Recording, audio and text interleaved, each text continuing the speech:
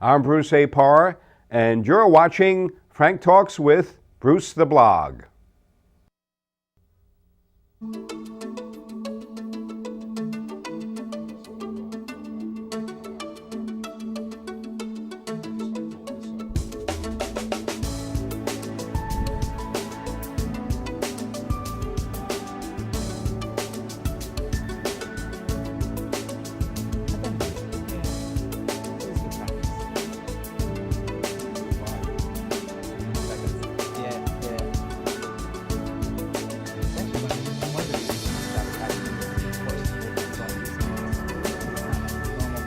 Right.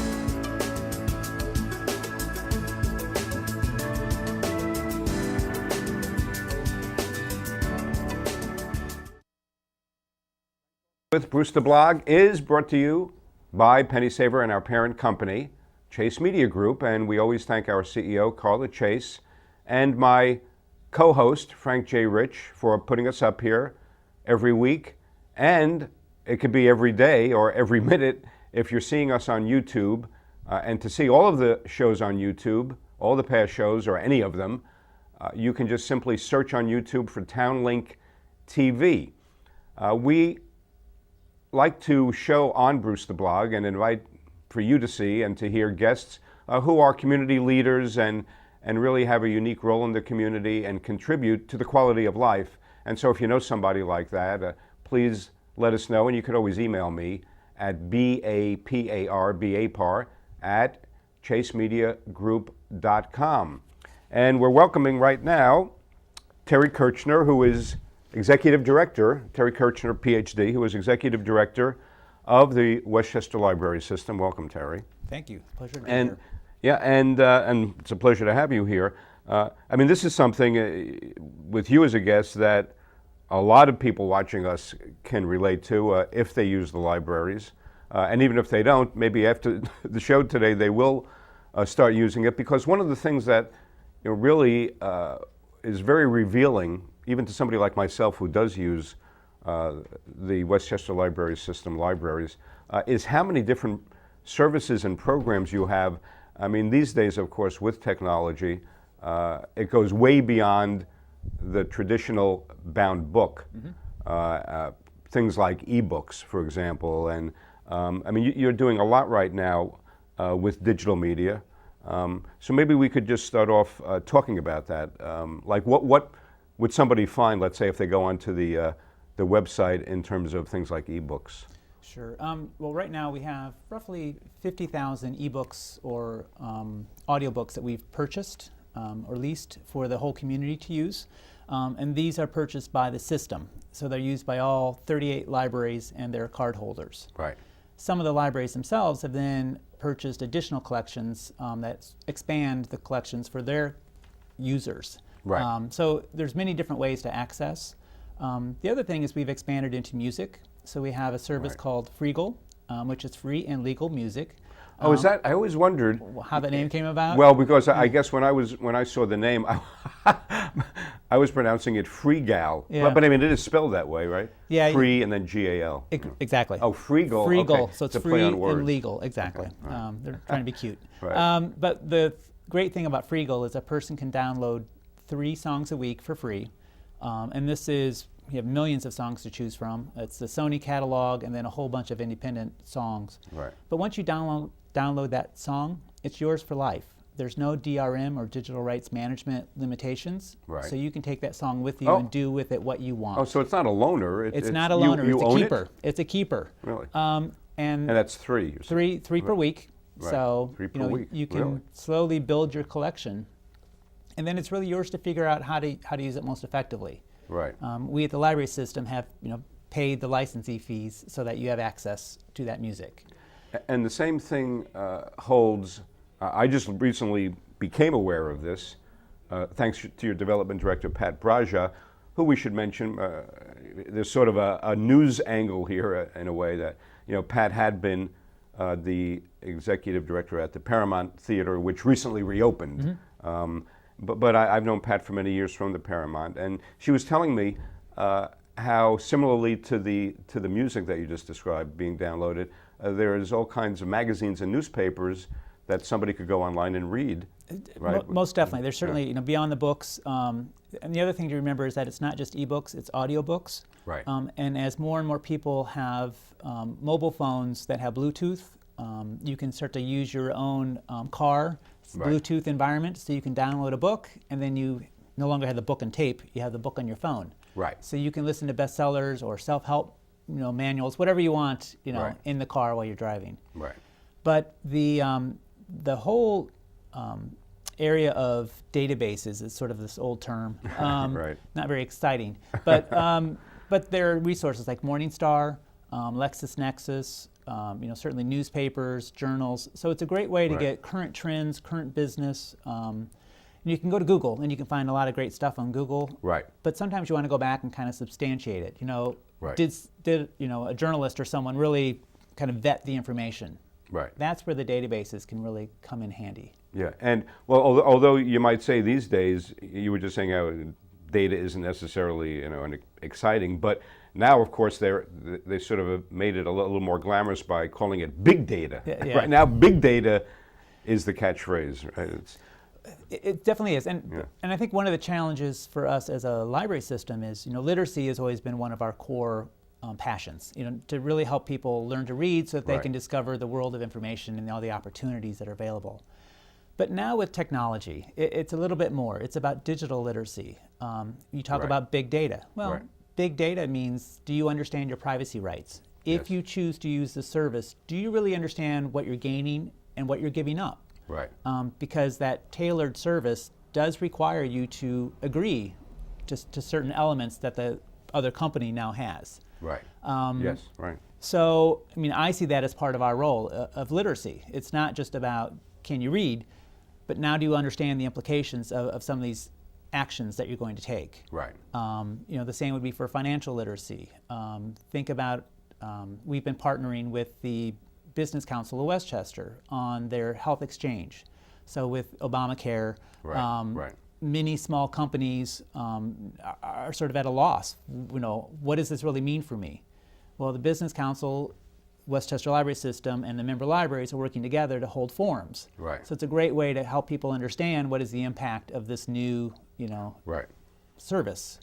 Yeah, and that's interesting, the point that you're making, Terry, because, of course, the traditional definition and view of libraries by the public at large is that it's a repository of books. But now, because we have virtual information, it's not always in a tangible hard copy form. But now the libraries are becoming a repository of knowledge and information in whatever form they exist. And that's really the role of librarian has become more important in some ways. Yes. Because it tended to be more static, and now it's much more engaged. More dynamic. Very Yeah, dynamic. right. And part of it too is, library staff, whether they're librarians or not a librarian, it's about staying current with technology and with trends. Right. Things happen so quickly nowadays. Right. I would say if you're doing a MySpace page, no one's coming to you. Right, You yes. better be doing Facebook or Twitter. So it's kind of figuring out where's your audience. Well, right, and with your business, the library business, as well as, like you were just alluding to, social media, it's become all about the eyeballs, right? It's how many eyeballs can you attract? But let's also take a step back for a second, Terry, and clarify for everybody what the Westchester Library System's role is relative to all the libraries in your system. Sure. In New York State, there are 23 public library systems, and the type of system that WLS is a cooperative library system. So we have 38 member libraries that we serve. They are our customers. And we have really two roles. One is to help provide them with cost-effective services. Right. So an example would be the technology services. There's almost 1,000 computers in the libraries that are serviced by WLS. Right. The libraries pay us for that service, but it's at a very reduced cost of what it would cost if they did it themselves. Right. Another example would be ebooks. We can build a supplemental county-wide collection that everyone has access to. It would cost so much more if every library had to do that themselves. Right. The other role that we play is outreach. We are mandated to support outreach services. And what that means in our language is that every library has people who come to the library. I mean, which is fabulous. That's your key audience. Right. But then there's a whole other group of people in the community who maybe don't know about the library or for some reason just don't connect with the library. Right.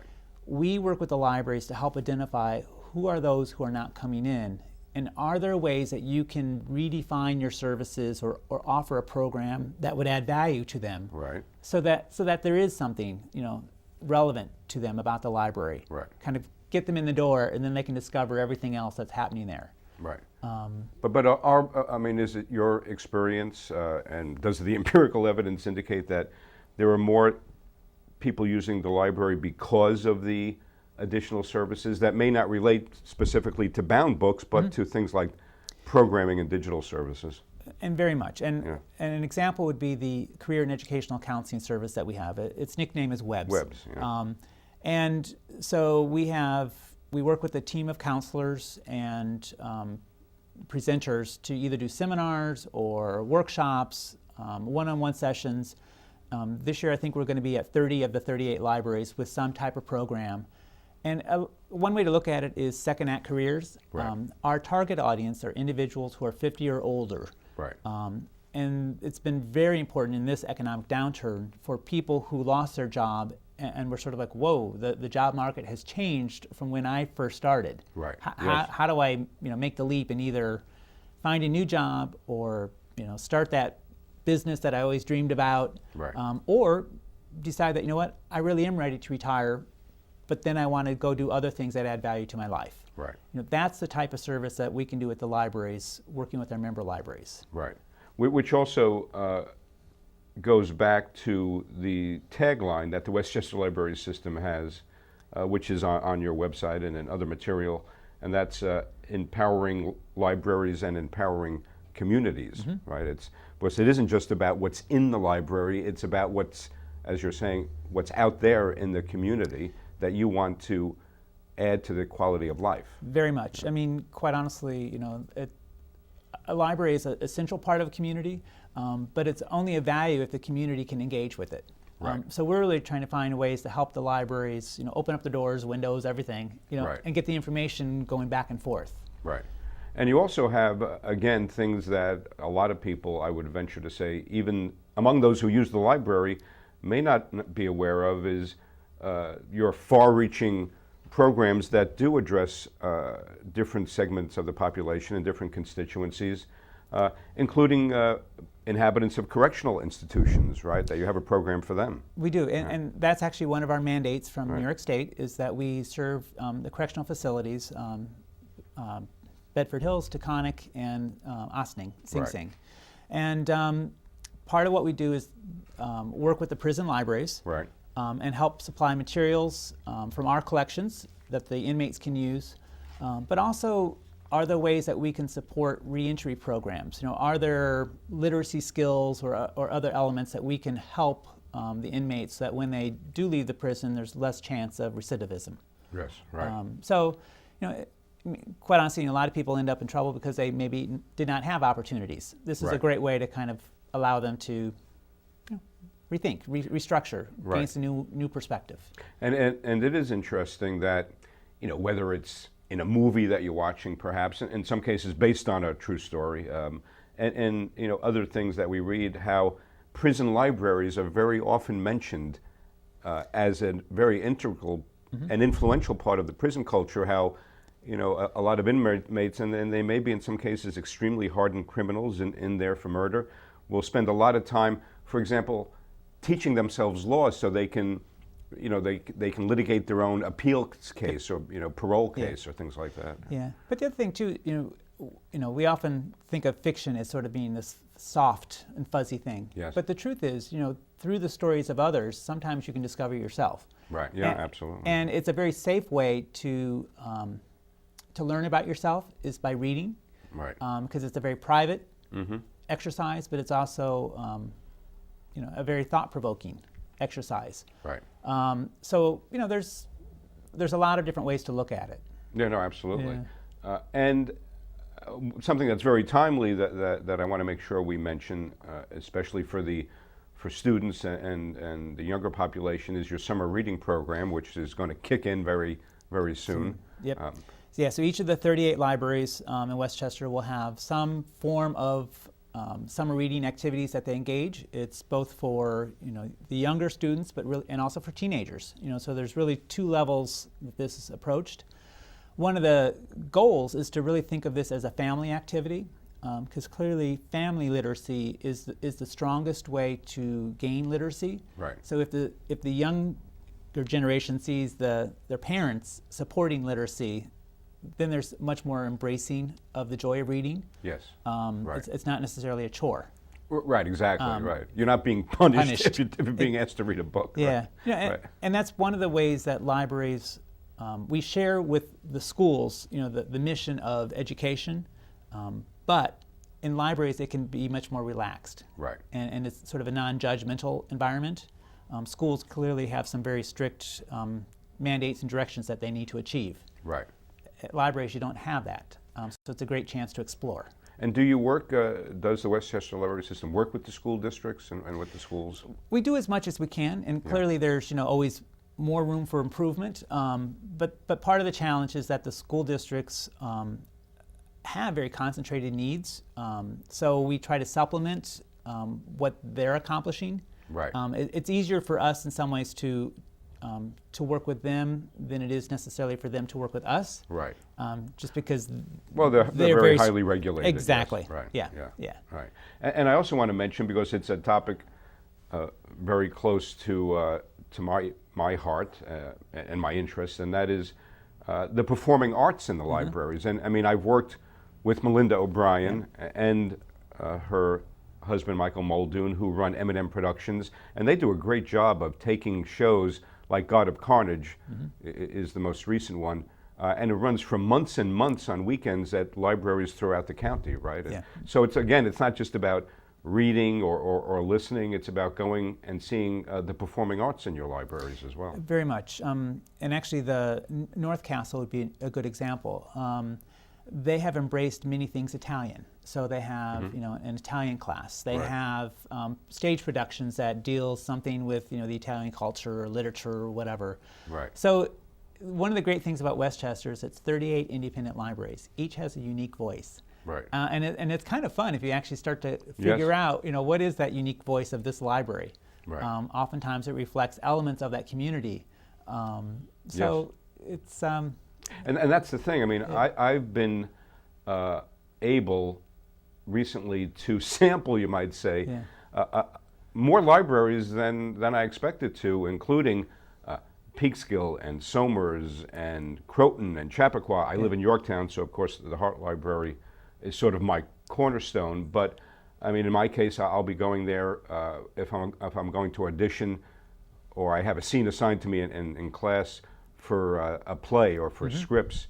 And so I wanted to talk about how easy it is for somebody to reserve a book wherever it is in the county and be able to go to their local library and pick it up. Yeah, and that's really the perfect example of the role of WLS to consolidate services so it's more cost effective. Through the online catalog, an individual in any of the 38 libraries or at home, as long as you have a valid library card, can place a request for an item, and it can be delivered to any of the 38 libraries, really 44 locations if you consider some of them have branches. Right. That is, in our case, supported actually by the county. They give us funds to support that service. Right. So we have a delivery service that we outsource to make all that happen.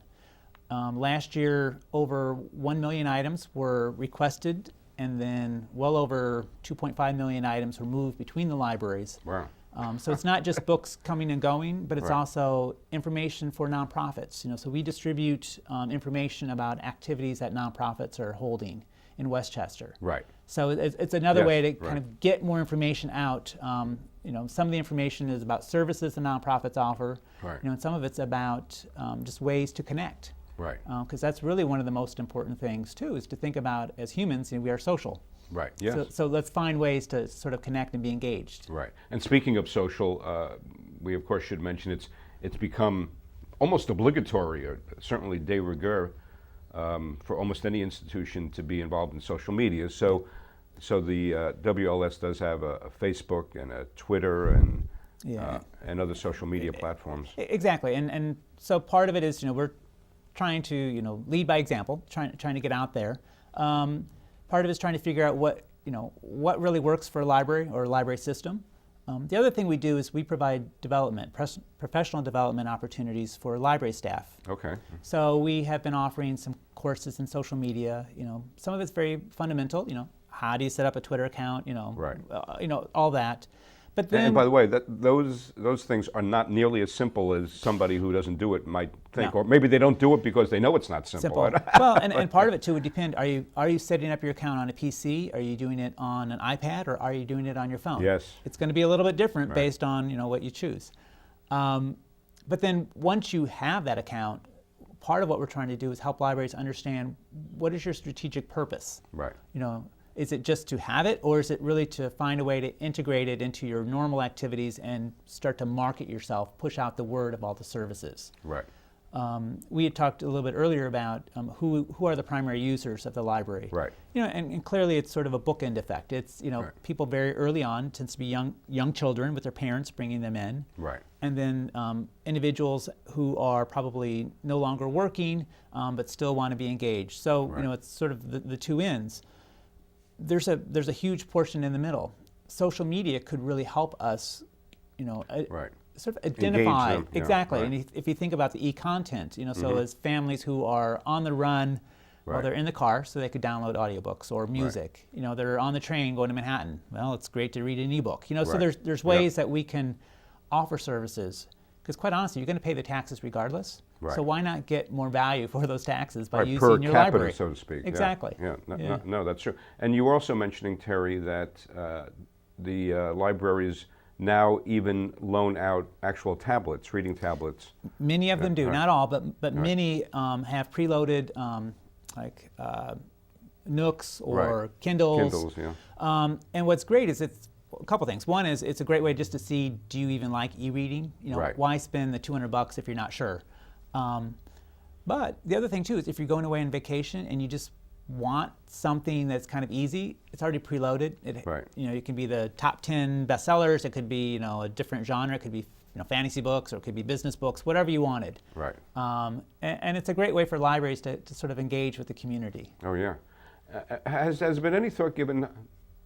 This really just popped into my head for some reason, but there is a logical extension in thinking about Barnes & Noble, which of course markets the Nook, and so when you go into the Barnes & Noble in northern Westchester in the Cortlandt Town Center, there's a Starbucks there. I mean, does it make any sense in terms of another revenue stream and the fact that people like to go and sit in libraries to offer some kind of a cafe inside the library? Some libraries do. Right. And it's kind of interesting because I have worked in public libraries and academic libraries. And in the academic libraries, food was sort of a standard, is to be expected. Yeah, right.